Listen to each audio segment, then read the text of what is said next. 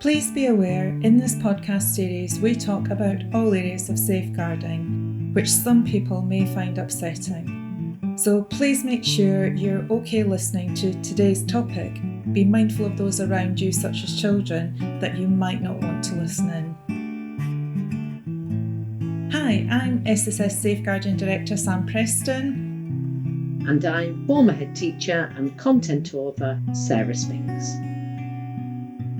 Hi and welcome to Safeguarding Conversations. Today we're looking at a safeguarding issue that many schools are aware of, but one that is evolving in ways that professionals may not always recognise straight away.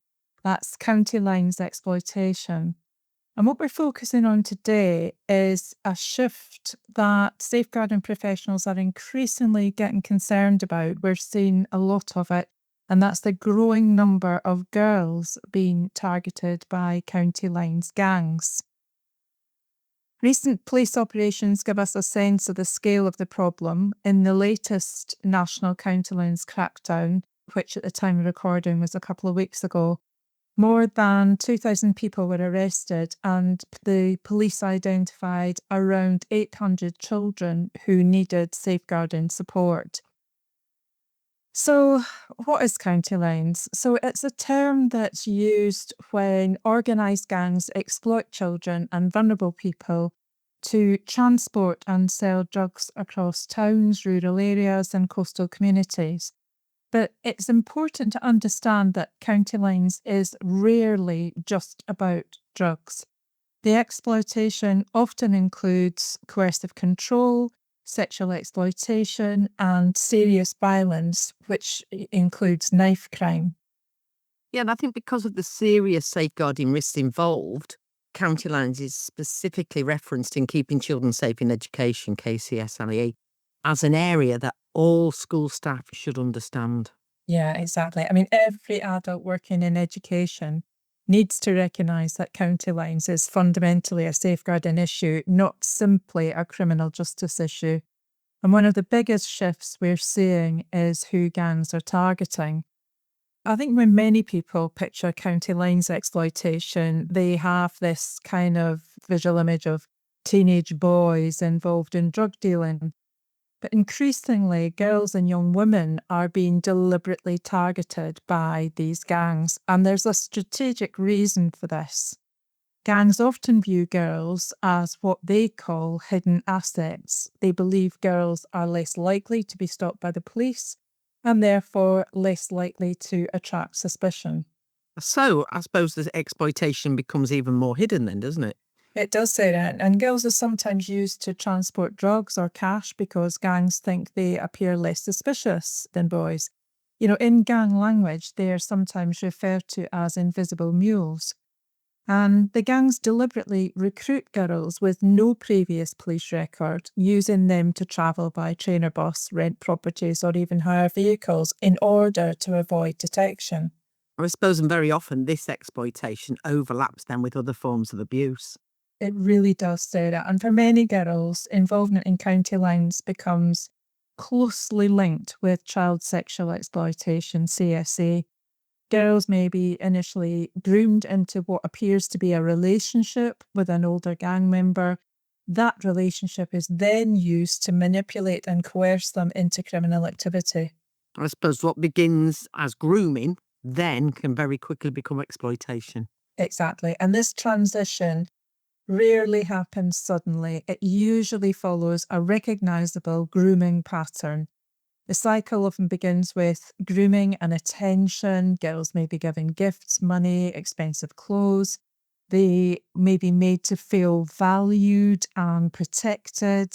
And perpetrators often create intense but fake romantic relationships that promise belonging and security. But once that trust has been established, the situation can change very quickly. And, a common tactic then used by gangs is debt bondage. I suppose that is actually a form of coercive control, isn't it? It is. And then gangs may claim that drugs or money have been lost or stolen, and the girl gets blamed for the loss. So this creates a supposed debt that the girl is expected to repay.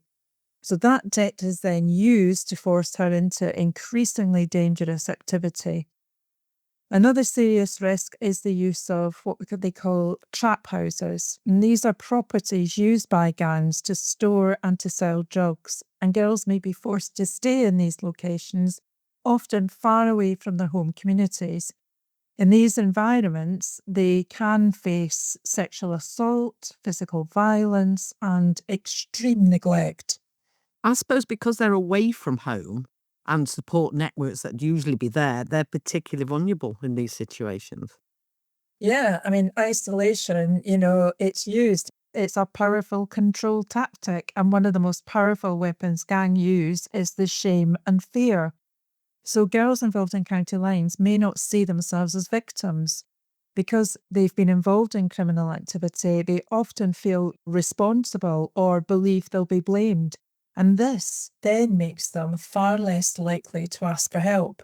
And then I suppose perpetrators often actively then coach them to hide what's happening.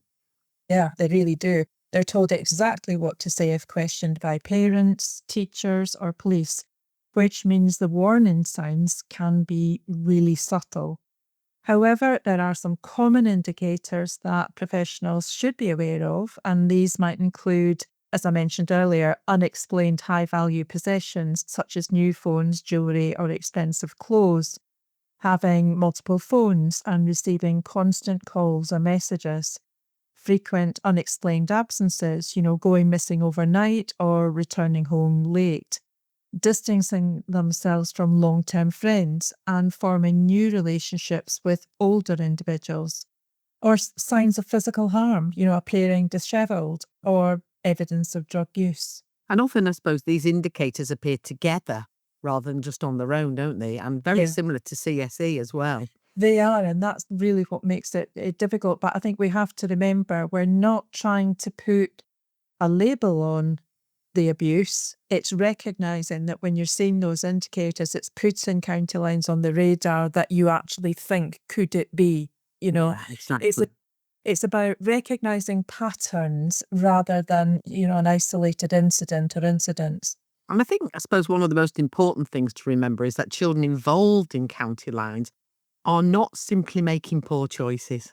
And that's such a crucial point, Sarah, because, it informs then how we react and respond. County lines exploitation happens because young people are groomed, coerced, and often trafficked by organised criminals. They are victims of exploitation. And I think, we've said this before, Sam, we have to support them really with empathy and not judgment because they are children. Absolutely. And this can be, depending on your role, this can be really difficult. I mean, looking at it from a police perspective, they are really, really adapting their practice because ultimately they are employed to enforce the law. Yeah. And these young people are often breaking the law. And it's just about a real shift change. Mm. Different lens, isn't it? It is. And, I think many of these young people have experienced significant adversity and trauma, and effective safeguarding means recognising those experiences and providing the right support. And understanding adverse childhood experiences and trauma-informed practice, that is then essential in responding effectively. County lines exploitation, it continues to evolve, and the growing targeting of girls highlights how adaptable and strategic these criminal networks can be. Which means then that our safeguarding awareness has got to evolve as well. Absolutely. Absolutely. You've hit the nail on the head, Sarah. Absolutely. Recognising growing patterns, understanding the signs of exploitation, and creating safe spaces where young people can speak openly are all essential. I suppose because behind those statistics are children who need protection, support, and understanding. Yeah. And the more professionals understand the realities of this type of exploitation, the better equipped they are to intervene early. So thanks for listening to Safeguarding Conversations. If you'd like more information on county lines, then head to the SSS Learning website where there's lots of resources, articles, etc., and training options.